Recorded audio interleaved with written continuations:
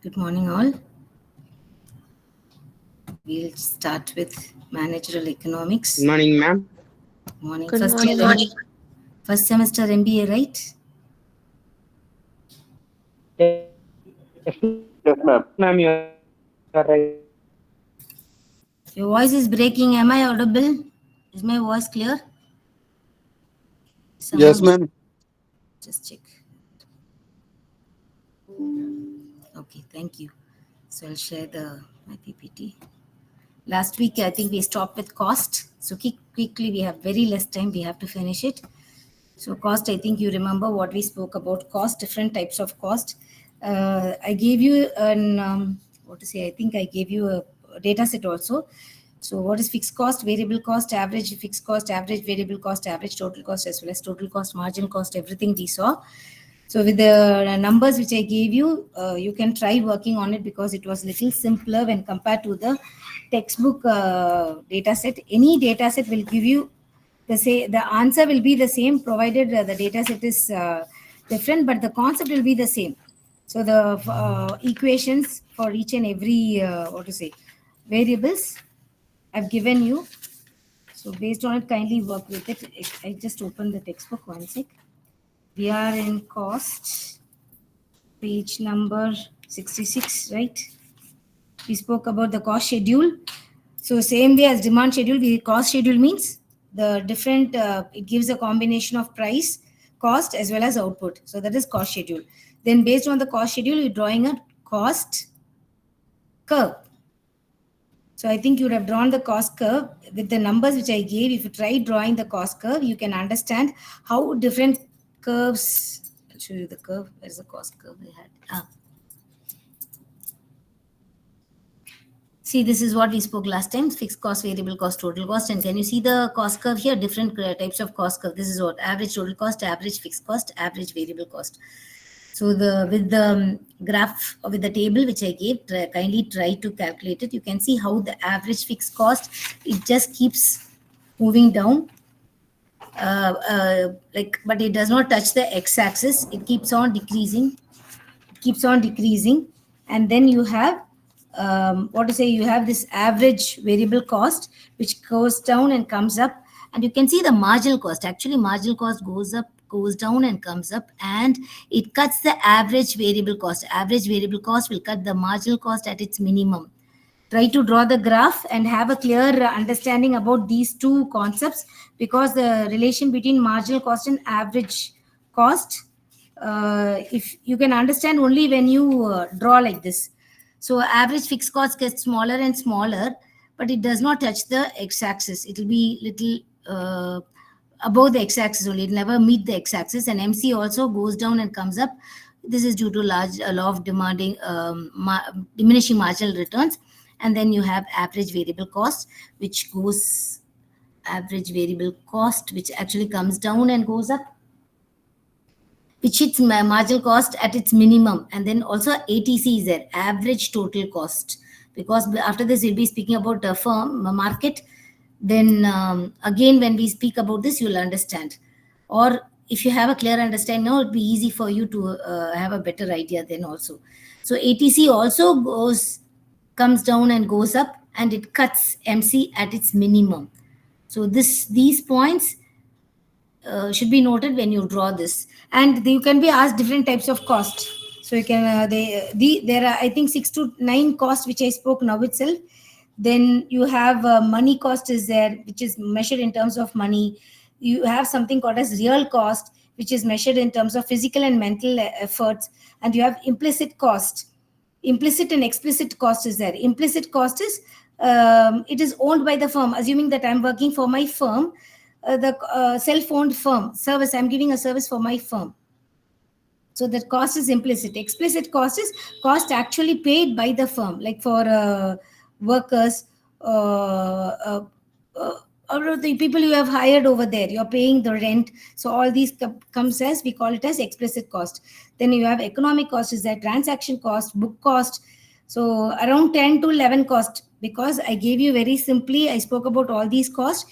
Even if you write the formula, or you know what exactly it is. Average variable cost is variable cost divided by total output.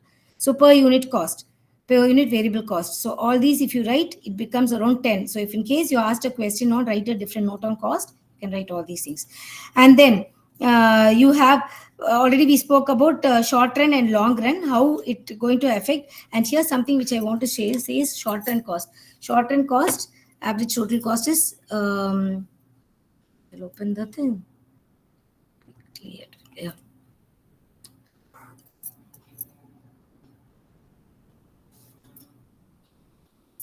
So actually, you have uh, output in your x-axis and cost in your y-axis, and short run cost always it's like a boat-shaped curve.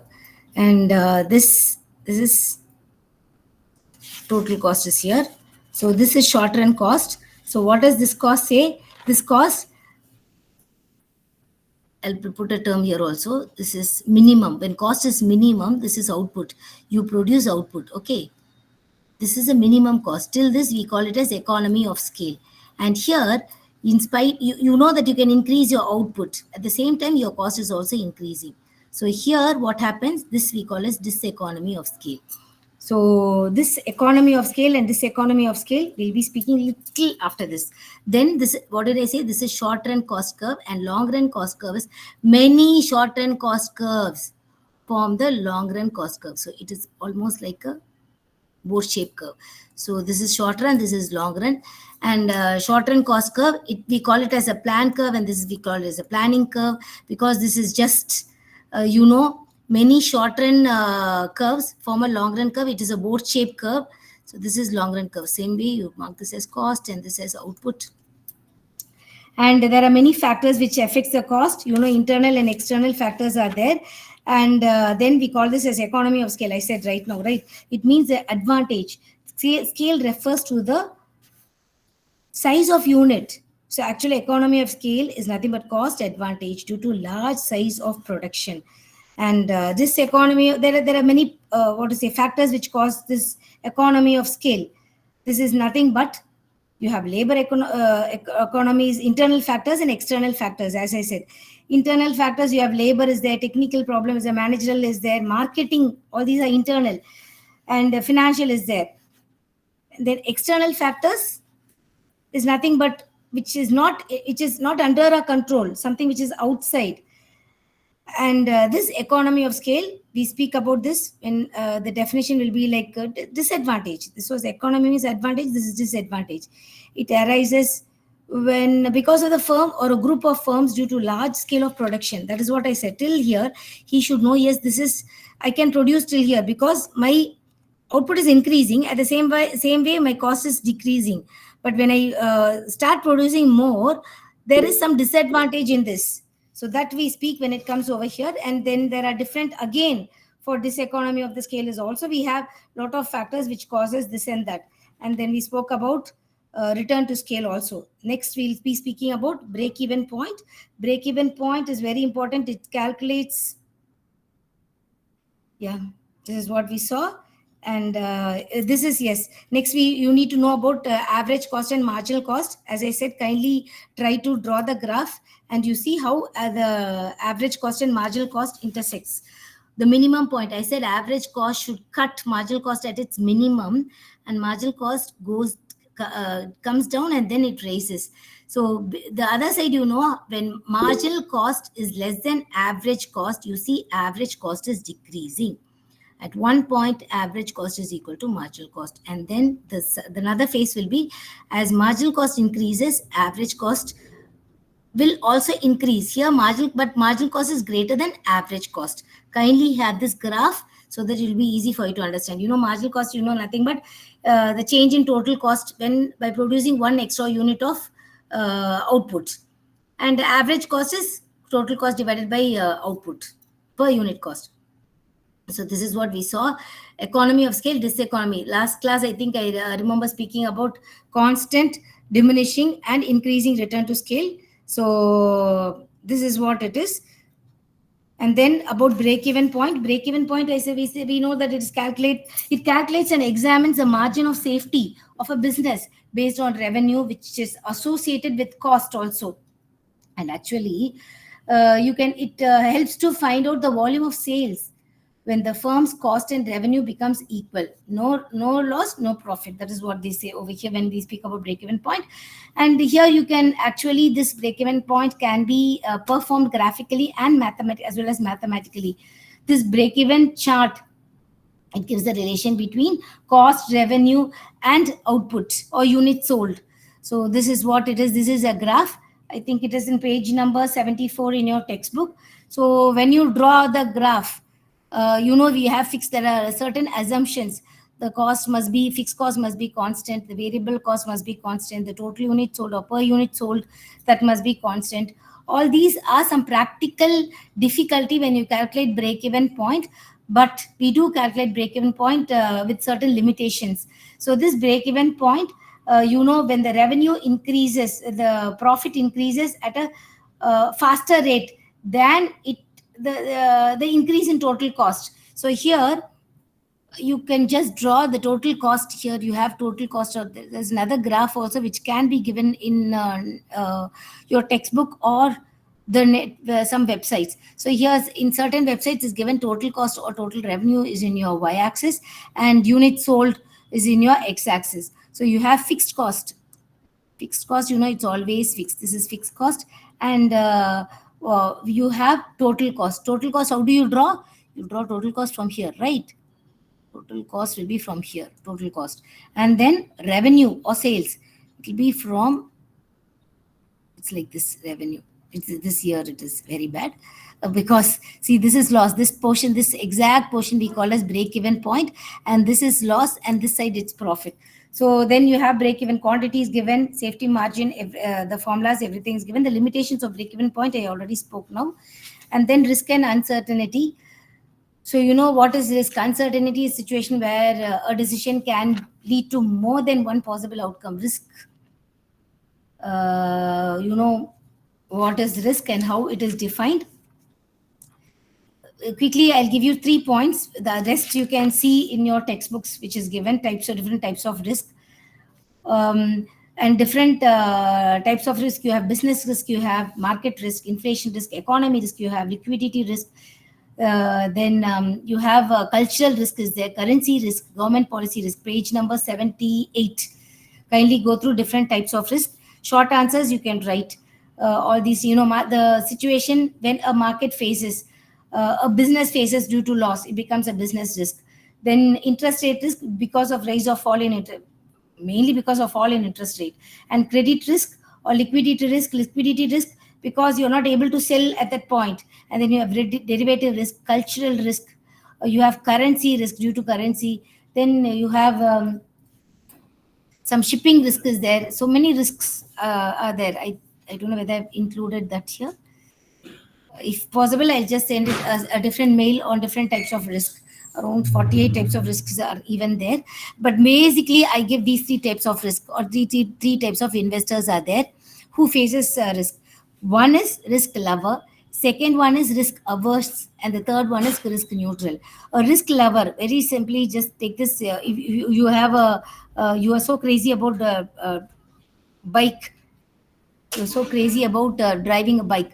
So there you just take a bike and get drive fast. So you have that love for it. So you are a risk lover, you don't mind whatever is happening. There's risk averse, who's averse, who never feels like, who does not take risk much. Like very softly, he does not even get out of the house because he feels there's a lot of risk when he get out of the house. And there's a third type who feels okay, 50-50 chances. This I've given you a general example, but specifically we have to plug in with investors who like to take risk, large risk, large return. So he takes a lot of risk. So this happens.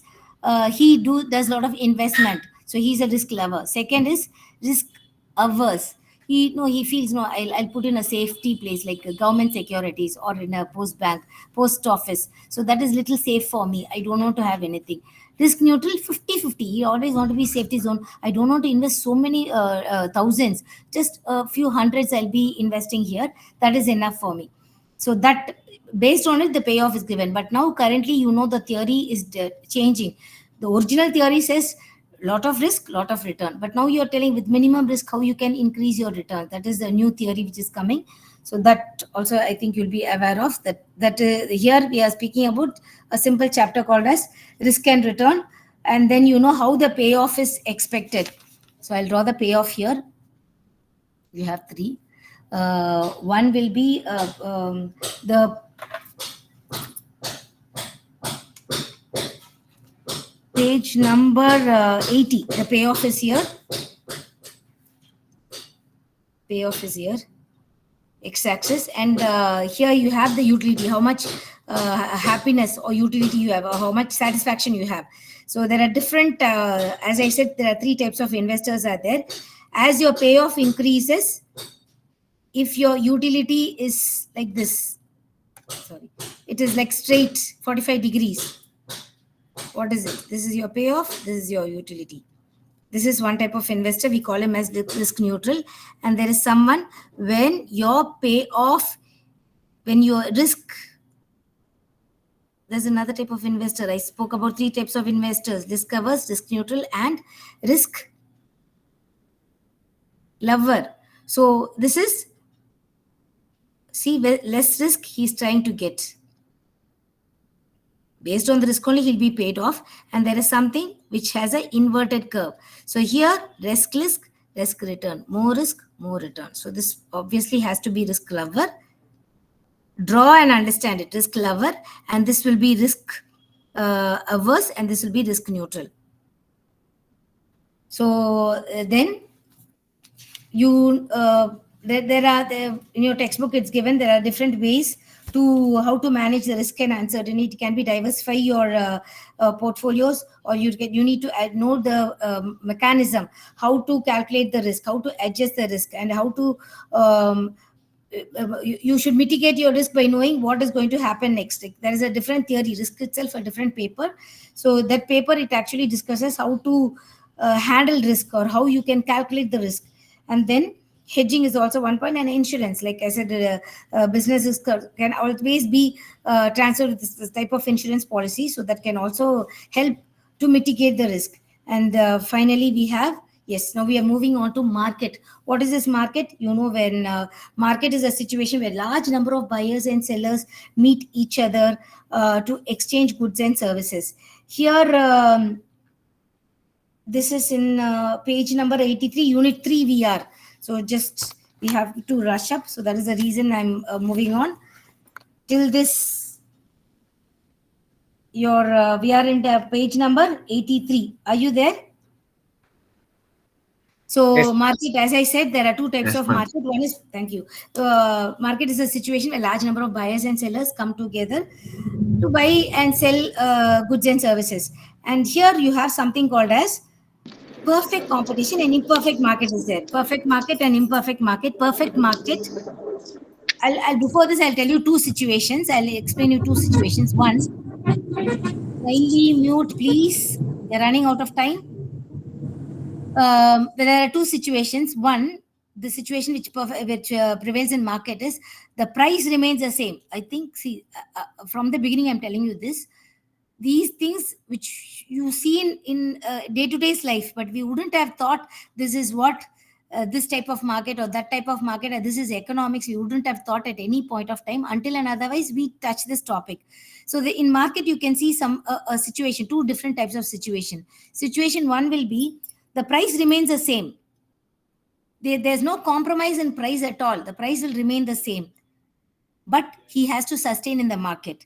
There's a second situation where only by reducing the price, or only by having the price, holding the price, he can survive in the market. So these two are reality. These two are real situations which exist in the market. So we have something called as perfect competitive firm, and there is something called as imperfect competitive market.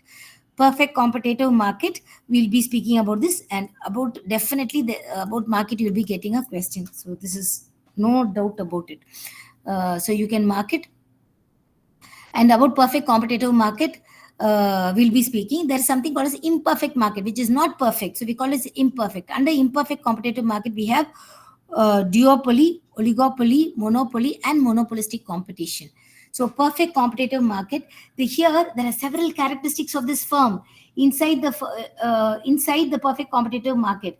Most important is that the products are here. Perfect competitive market we are speaking here. The products are completely identical as other firms because they have perfect substitutes. Someone can substitute. In this case, you cannot you cannot increase your price. Very simple example I'll give you. What is it? Tender coconut or something which is sold. Tender coconut is there, okay? Like every 1 kilometers, you have people are selling, or guava, anything for that matter. You see people are selling oranges here. I'm not speaking about within Nilgiris or somewhere in a cost price shop or somewhere in a mall. I'm just speaking about in the roadside or in a platform where you see people are selling tender coconut or oranges. It's written 1 kg is 40 rupees. So the next guy, if you go, he says 60 rupees. What will he say? No, no, no, no. He's selling me at 40. So it's better. I'll get just walk. It's a walkable distance. I'll go get it. So to survive in the market, it is you have to have that IQ, or you have to have that mentality. You have to take the price. You cannot make the price because someone is there already available in the market who's selling the same tender coconut at 40 rupees. You cannot sell it at. You can sell when there's no one in and around you, or you are in a highways, there's no one there, you're selling it at 60, there's no point. I cannot bargain there. I need it, I'm getting it at that point. Understand the concept? Clear? So what is this? There are several characteristics within this perfect competitor, and most important is in this product is the product are identical as other firms, and they are perfect substitutes for each other. So many small firms are here. They are price takers. Here I'm giving the characteristics of perfect competitive firm. Kindly see in this slide. So what is this? They are perfect substitutes for each other. And there are many small firms. They are price taker, no control over price, because I have to sell this price. Why? I have to sustain in the market.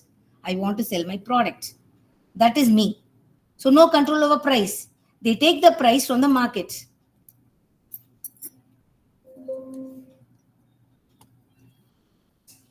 Here something happens here. Just draw the curve and I'll let you know. Because at least is one market. If I'm little elaborately I speak, then I can move on to the rest. So here, you know what is this? You would have seen this.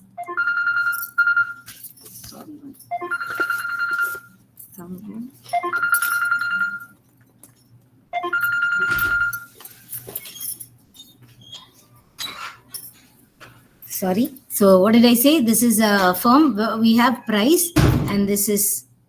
Do you remember this graph somewhere in your life? Did you remember this graph? Where did we see this? Where did we see this? What is this? Demand curve, Very supply good, curve. very good. Yes, demand and supply. That's all. Very simply, demand and supply. So this is basically what did we say? This is a market. So market for orange we'll have market for orange. This is the demand and supply, and you have something industry. Usually, I'll give an example for milk here. Industry. This is industry of firm. So I don't want to confuse you. Industry of firm, or this is a market graph. So here, as I said, he's a price taker. He has to take the price. It'll be the same as this. So what happened? It's one individual firm. Since he's a price taker, the demand over here is horizontal. It's perfectly elastic.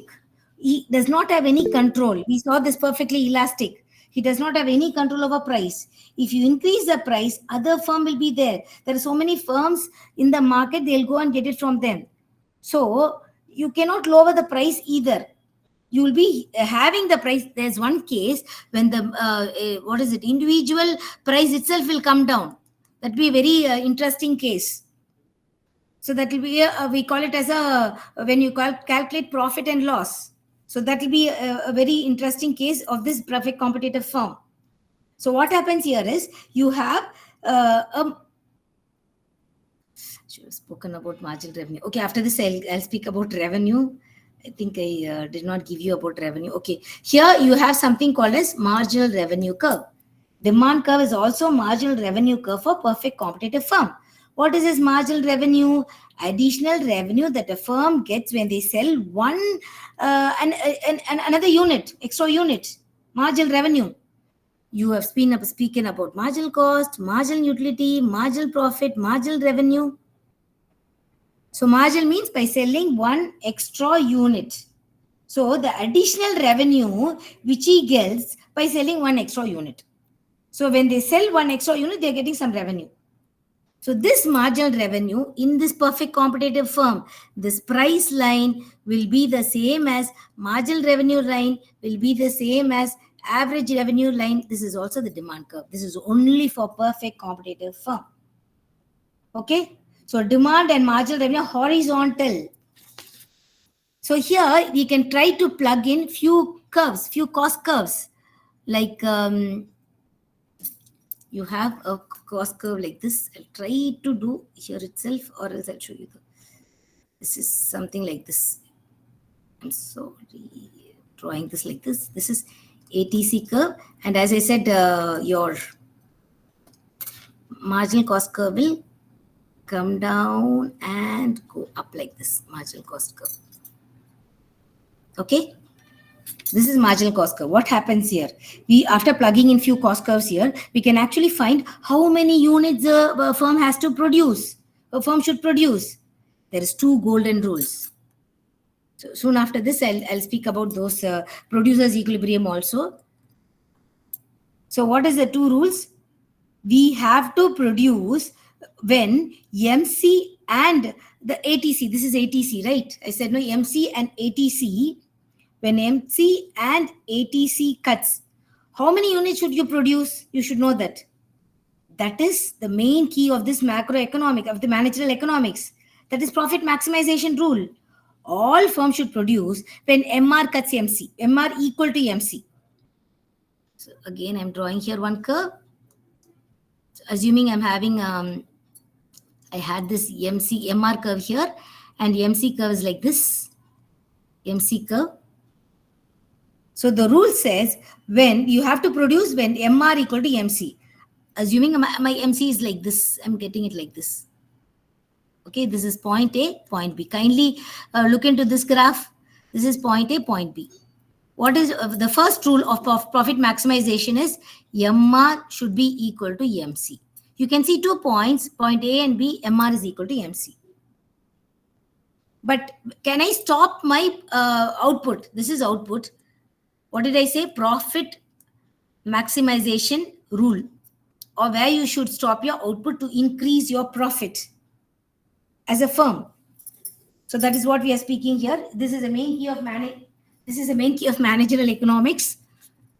So MR is equal to MC. What happens here? So there are 2 points. MR equal to MC. All firms should produce when MR equal to MC. Can I stop here? If I stop here, see my output I can increase my outputs, right? This is cost. Just a few minutes back we saw this, the economy and diseconomy of scale. Now I'm bringing both here. This is cost. So what this is output. So what happens? Your cost is minimum. Okay, it's increasing. Here also MR is equal to MC. But here, what happens? It is more your revenue. MR is greater than, cost is greater than revenue. So you have a profit maximization rule as what is profit? Revenue minus cost. In economics, profit is revenue minus cost. This profit is nothing but P into Q. Okay, P into Q. So what is this P into Q? From here I'll tell you. This is P into Q, right? This entire box is revenue. This is P into Q. When I bring in cost, there's a cost here.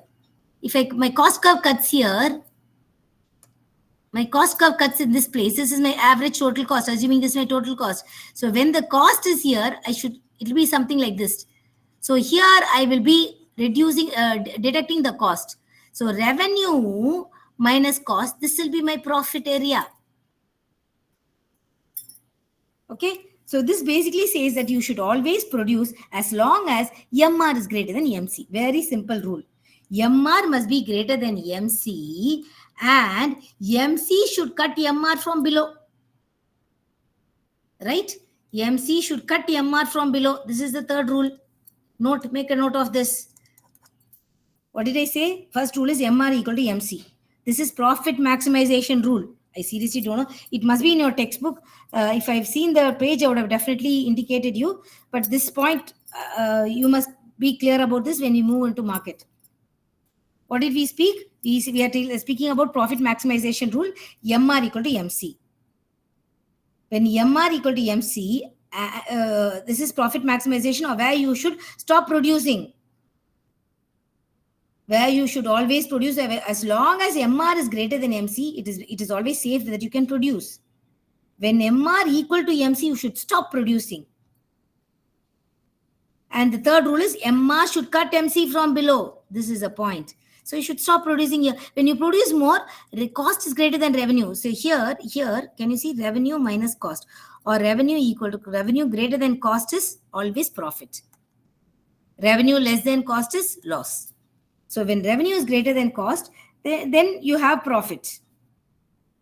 The firm will produce as long as MR greater than MC. MR should, MC should cut MR from below, and MR equal to MC, that is a point. These 3 points, I want you to have it in your mind.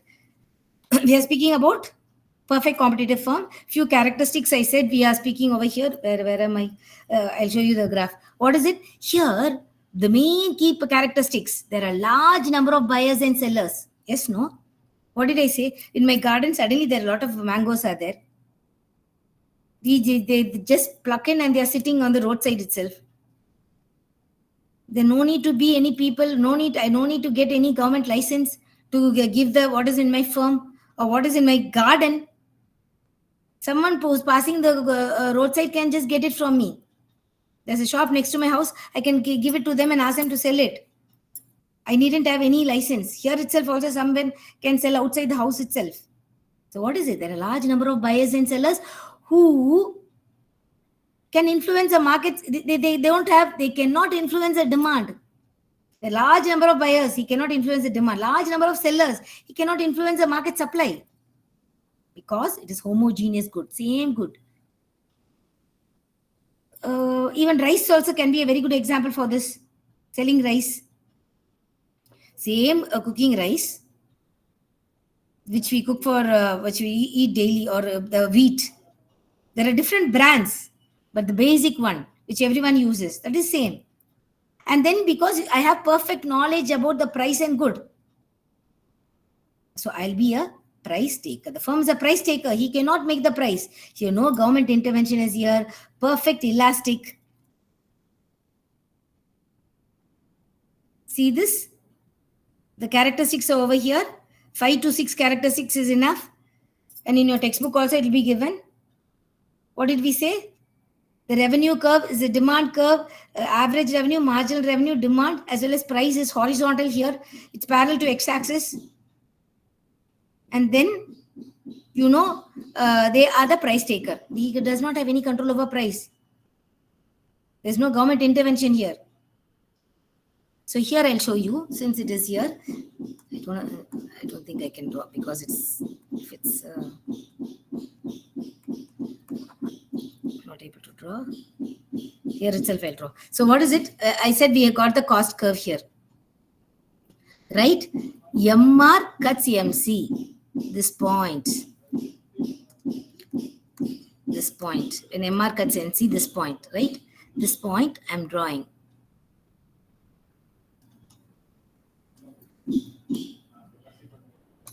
This point I'm drawing. What is this? This is MR cuts MC. So this is price and this is the quantity.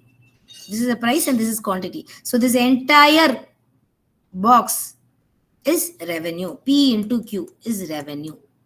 What is the formula for profit? Profit, I said, revenue minus cost. Revenue is P into Q. So this I got. This entire box, green box, is revenue. Right? Cost will be, this is cost, right? This is cost. Cost cuts here. So in this point, my graph is so that I brought everything together. In certain graphs will be little confusing. Here I didn't do it purposely, but it came like that. So yeah, I'll bring the cost here. This is a cost. Okay, this box is the cost. So black is the minus cost. So revenue minus cost. So the top portion, this top portion, this is cost and the entire thing is revenue. So this portion will be your profit. When this cost moves up, you will be getting a loss or break even point. When this cost moves here or this exactly cuts P, you have a break even point. That is no profit, no loss. Okay, so we spoke about perfect competitive firm. We are speaking about perfect competitive firm. This is the characteristics. And the example, I can say orange milk, anything. I can bring it over here. The profit maximization rule. As I said, this is a producer equilibrium where MR equal to MC and MR should be greater than MC and MR should cut MC from below. Sorry, MC should cut MR from below. You should stop producing at that particular point. That is profit maximization rule. And then I'll just speak about revenue and then I will move. I think I gave enough inputs on revenue. Just very few seconds. You please wait and check whether I'm having revenue here. Somewhere I remember writing about revenue. It's not here. So I think I've given you enough inputs about revenue.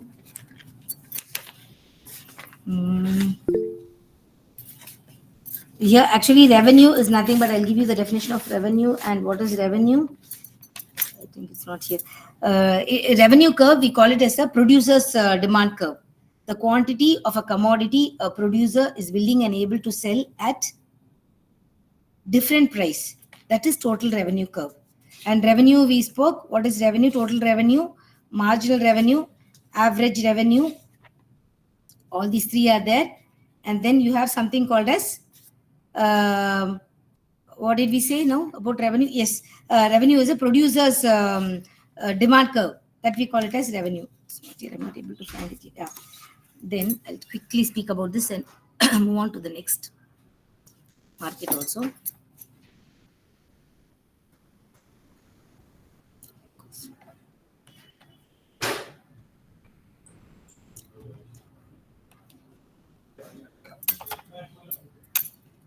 So,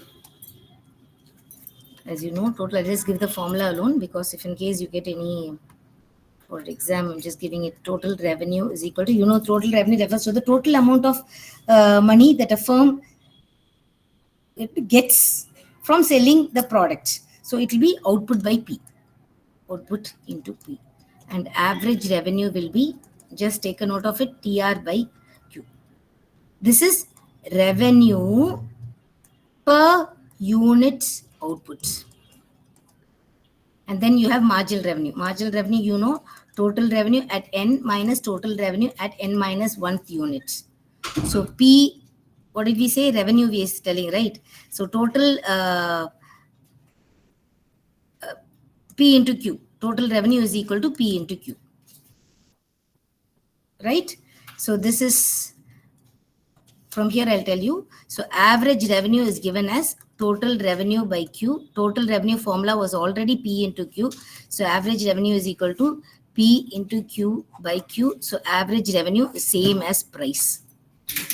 And I said this is producer's demand curve. That is why I said this. Okay. So quickly moving on to the next market. So now we have to get into, we spoke about perfect competitive firm and now we are going to speak about imperfect firm. What is this imperfect firm? Something which is not perfect is imperfect firm. And yes, here you would have had 3 cases. Sorry, I think I didn't tell you this. See, the 3 cases are here. I'm not able to draw this. That is why here here if you draw this is profit, and when this ATC curve moves little, the top itself, it's above the price line, then we get as a, we get a loss.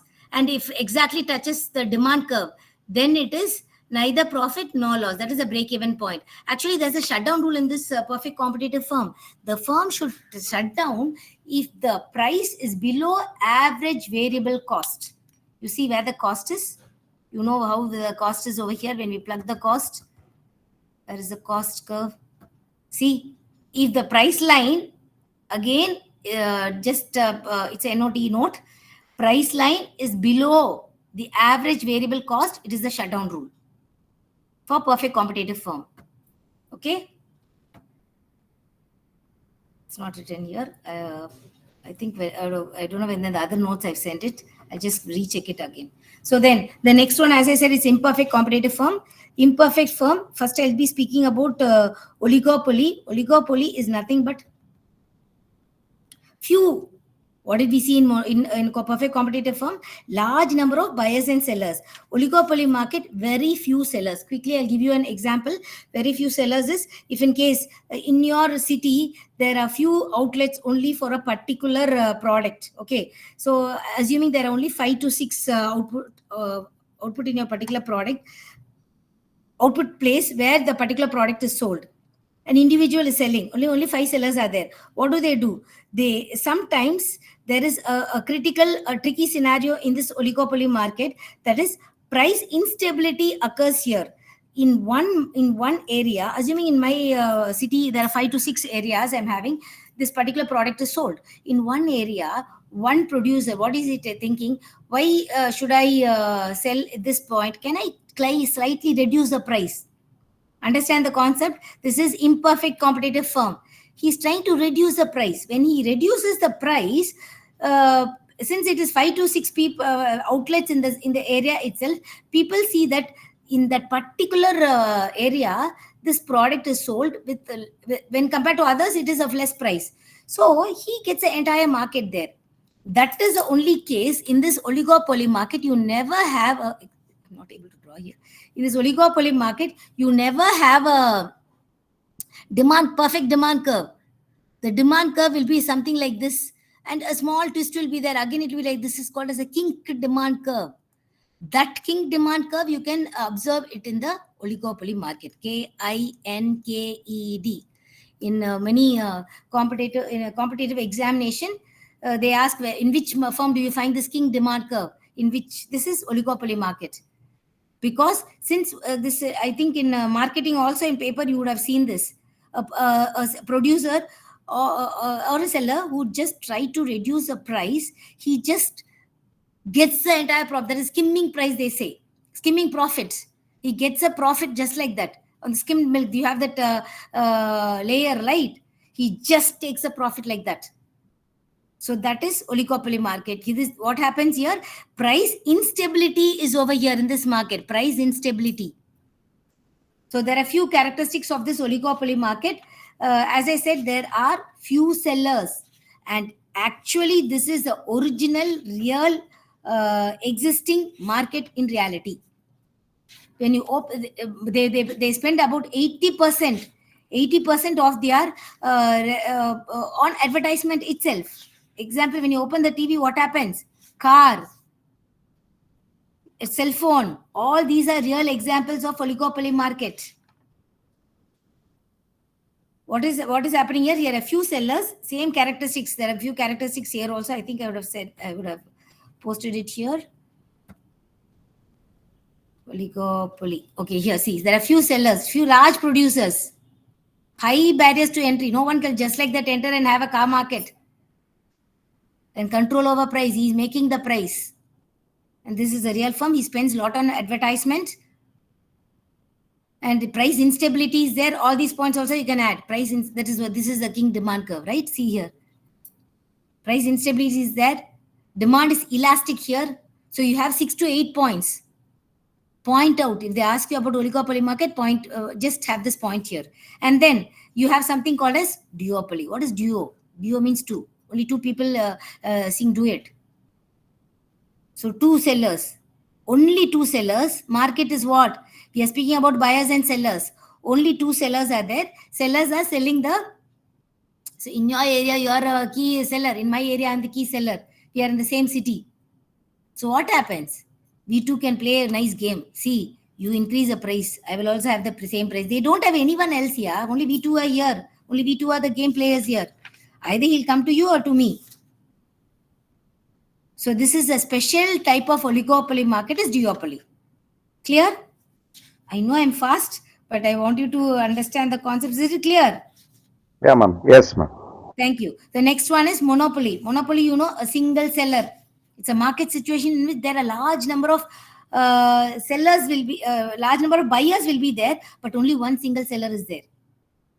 The features is there are large number of buyers, only one single seller is an individual seller. He is the one, he sets the price. He's a price maker. He's a king, yeah. So he'll have supernormal profit.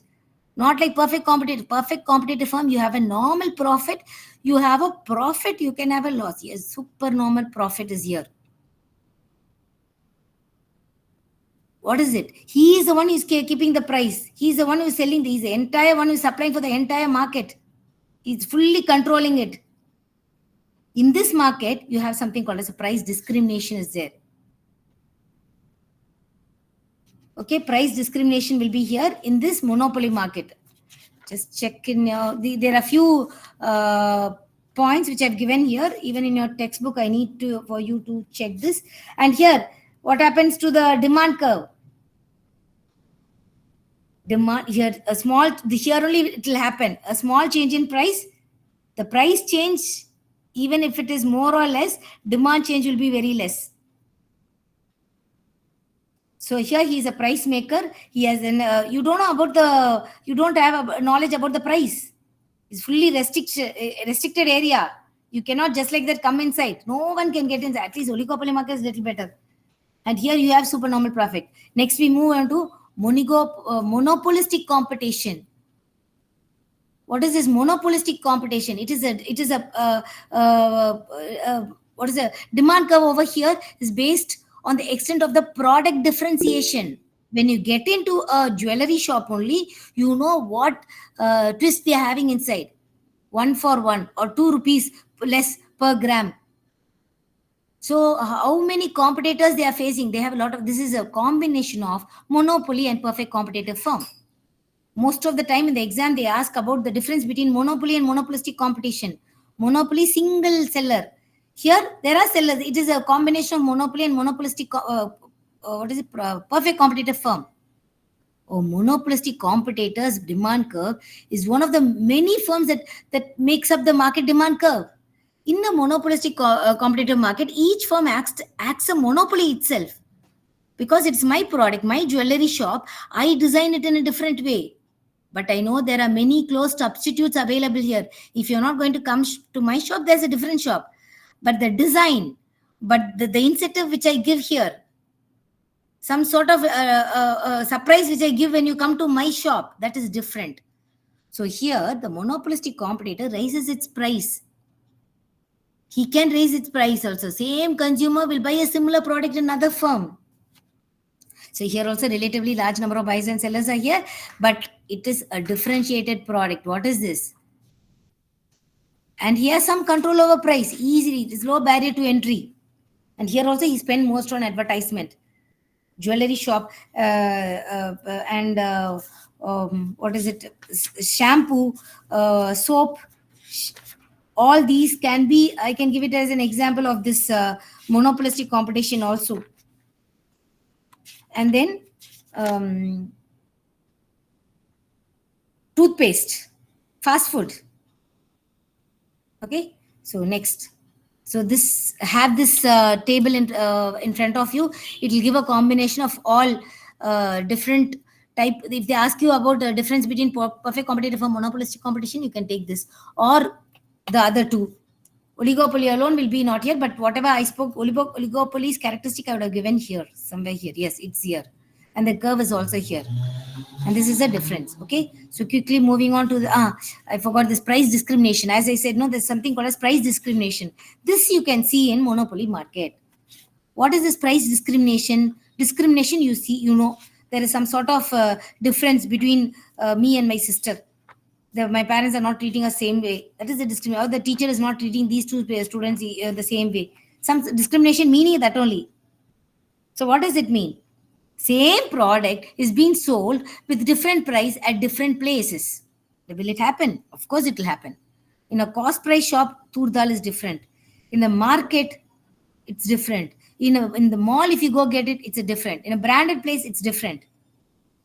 Same consumer, same price, same what is the same product is charged of different price, because I'm willing to pay. I go to that market, to the mall, I'm willing to pay at that price. The food over there, Quality same. difference may be there, ma'am, due to that. Quality difference. The No, low grade is there, high grade is there, polished one is there. that is also there, Fruits but are you can see, I think Big Bazaar, big right? bazaar, yeah. Ah, When you can I get can I it bring? from ration shop, Ah, you will get very substandard Ration quality. shop is different. Because that I'm not bringing it here. Yeah, Uh, yeah. like what to say, the same in Big Bazaar itself. I'll take, okay. Big Bazaar, I'm getting that eclair chocolate for 64 rupees. Same, I go into market, it's 100 rupees. In another mall, I'm getting it at same 120 rupees, because the rate is given 120. Yes or no? But the same chocolate. So that is, there are different degrees here. Degree 1, 2, 3. So what is this? Degree 1, 2, 3 is, first degree will say, every consumer, each consumers or every consumer a charge price they are willing to pay. I'm willing to pay that. Perfect price discrimination is here. And another example I can bring it here is flight being the same, the destination point is the same. But you're paying a different money in economy class as well as business class. Class, yeah. Class You difference. can say yes, the service is different, but the destination point is the movie. Initially, I don't know now. Initially, there was in the 90s, also in 80s, we can see there was a box. Within the box, you have a different. Yes, The ma'am. movie Yes. is the same. When you sit closer, you pay the amount for the ticket is different. So, then also the market segmentation comes here. Peak of time, the rooms in the hotel, age group, the train ticket, senior citizen, students, right? All these are example of price discrimination. So you have 1, 2, 3. Sorry, I'm moving on fast because we have to move this my macroeconomics quickly. I'll say what is this? What do we speak about this national income? National income is very important. What is this national income? National income is it's a key indicator, economic indicator that measures the country's economic performance over a specific time period. It is the total value of goods and services produced by a country. The country is resident during the accounting year.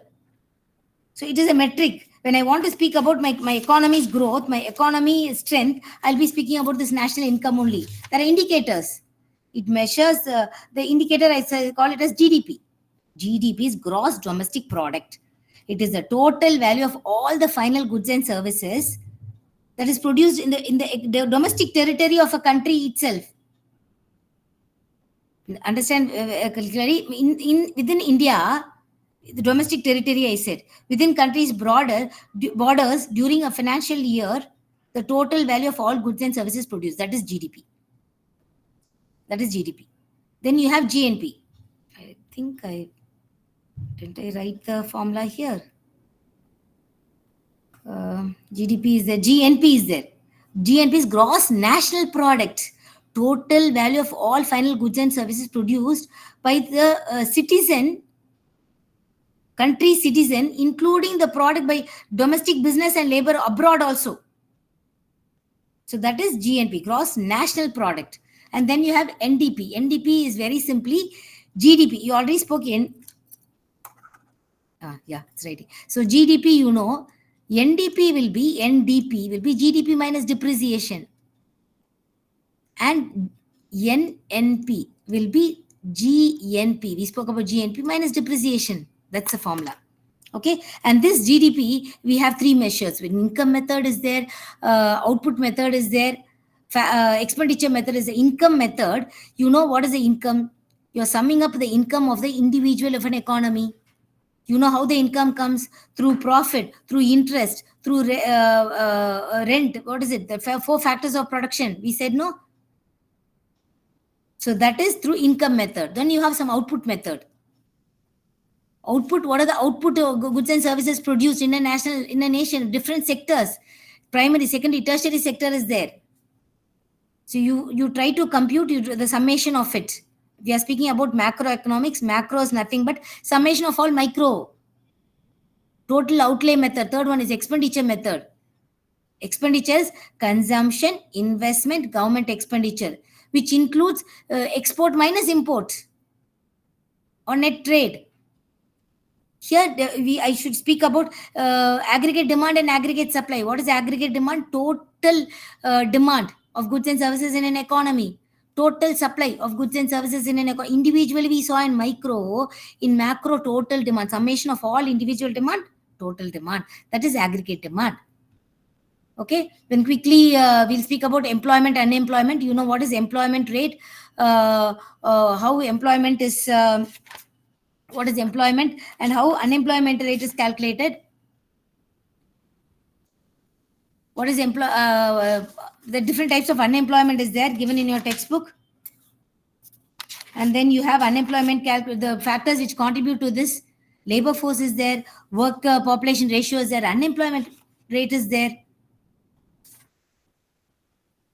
weekly status, currently, then actively status of the employment rate, everything is there. Unemployment rate is usually calculated as number of unemployed people divided by total labor force. If you're going to express it into percentage, into 100. That's all. And then you know what is a person is employed. And the different types of unemployment is there. Between the job, I'm unemployed. Then it is called frictional. There is something cyclic or seasonal. During rainy season, there is no employment for painters or constructor. Within the house is different, outside. So the different types is given, different types of unemployment is given in your textbook. And then we have business cycle. What is this business cycle? You know, there are 4 types of, this is a cycle. It is being faced by every business. You have a 4 periods are there. Boom is always on the top, peak. It is a prosperity period. Yes, it goes, but it takes over a period. It is not within 6 months. It will never happen. Like over a period only. After it is greater than 1 year or greater than 2 years, you have this. There is an expansion period where the general business activity expands. Then you have the boom period or peak period. It is very high. I'm super happy. And then there is a recession period where it's little low. Something happened to the economy. Then it's a depression. I'm going to the depression state itself. And then again, there is a period called as prosperity. I'm a little happy. It's a mood swing, like a mood swing. It happens. And then inflation is there. General rise in price level, we call it that inflation. There are different types of inflation is there. You have deflation is there. So then I've given enough over here. Just see. And if you have any doubt, kindly mail me. And then we have this. What is this? Fiscal and monetary policy. Very important 2 economic tools. Fiscal policy, it involves government spending and taxation. And monetary policy regarding money supply and interest rate, banks, central bank decision. And both these policies helps to prevent recession and depression. Prevents the economy from overheating. It achieves the macroeconomic policy objectives like price stability, full employment, stable economic growth. And this government uses this fiscal and monetary policy for expansion and contraction policies. Expansion policy, it encourages growth. For some reason, you have to cut. There is some increase in taxes. So that is contraction policy. That is, it's used over there. And then, yes, this we saw LPG. Very, very quickly, I'll speak about LPG. During 1990, Dr. Manmohan Singh was the Prime Minister. And when, Dr. Manmohan Singh was the Finance Minister. And when Dr. Narasimha Rao was Prime Minister, what happened? This LPG was brought. It was the greatest revolution. The economy opened up pre and post. There are a lot of researchers which are coming to see what happened before liberalization and after liberalization. This is liberalization is there. LPG liberalization, privatization, globalization. Globalization, exactly. Kindly look into this. It will be this can also be an expected question. Even now, the FTD here they have signed a GATT agreement, isn't it, ma'am? Yes. General Agreement for Tariff and Trade. Exactly, because then after that only slowly everything started. This was an excellent the revolution. The market has become a globalized one. Exactly. Yeah. Sir, it will be great if we can please not talk in between because we are all focusing and we are losing all track. And today's the last class, so please. Exactly, sorry. So this is LPG we are having. What is this? Liberalization, privatization, globalization. As I said, government, even now a lot of researchers which is going on over here to see what has happened before LPG and after LPG. You can see how the economy has grown. how the before the 12-year plan, what happened before that, and why they focused on this. They opened up the disinvestment, privatization, FDP. Even now, FDP is very important question. Kindly have a look at this FDP. Sorry, FDI, foreign direct investment, advantage and disadvantage. You know how they focus on the developing economy. They see what happens, who's here, how we can attract India. This place is an excellent place. We have to put our industry over here. Yes, they are using our resources. At the same time, we are getting some sort of taxes through them. Then the technology they are bringing here, they are giving us employment. We have been taken into a new site of a new type of technology. They are introducing us to a different world. Lace, you're importing it. But now the company is settled in India, so that they are producing the same formulas over here. I'm getting it here. So even now, government is uh, really encouraging this FDI. Why? You get it in dollars. What happens when dollars inflows inside the economy? What happened to your foreign reserve? Your foreign reserve, dollar is a dominant currency. When dollar is there, when my reserve is filled with more dollars, when I do the trade, or normally in a country, export must be greater than import. I should export. And I should export means that I should have enough material here. Enough stuff must be here. Why import? Because I need to spend, and exchange rate plays a vital role here. When I spend more, I should give my money, my Indian currency, my Indian money to get more dollars. So this happens here. When my dollar is more, the reserve I have more, I can directly give the dollar. So even now, government is this FDI is more. We are focusing on infrastructure. Our dollar is increasing in spite of increasing. We have increase import when compared to export. India is such a country because we are really good in this. I think India is third or fourth in this foreign reserve. We have high reserves. So this, kindly have a look at this FDI also. This is very important. And since we are running out of time, have a look at this budget and the 5-year plan, which is stopped. Have a look at it. You can get or you might not get it. That is also there. But have a slight look at this. And previous question papers, if you have any doubt, kindly mail me. I will definitely help you in this. Since it's a last class and we are running out of time, I quickly have to finish it. Thank you so much for putting up with me, and all the very best. As I said, kindly answer all the questions. Don't leave any question unanswered, and write up to the point. And if they ask you to write only 5 questions, just answer only 5 questions. And see to it that the question is answered properly, not with extra term. And also the keywords, plug in the keywords when it is needed. Okay. Thank you so much. Ma'am, please, could you please share the PPT to the mail ID which we have mentioned in the chat box? Exactly. I shared all the mail. I think I shared for more than 35 to 40 students. Anyway, I'll take a note of this. And I'll also share. Yeah, December 2024 registration mail Thank, ID. Please share it to this thank you so so that much. we all get. Yeah, thanks, All the ma'am. very best, and do your exam. This is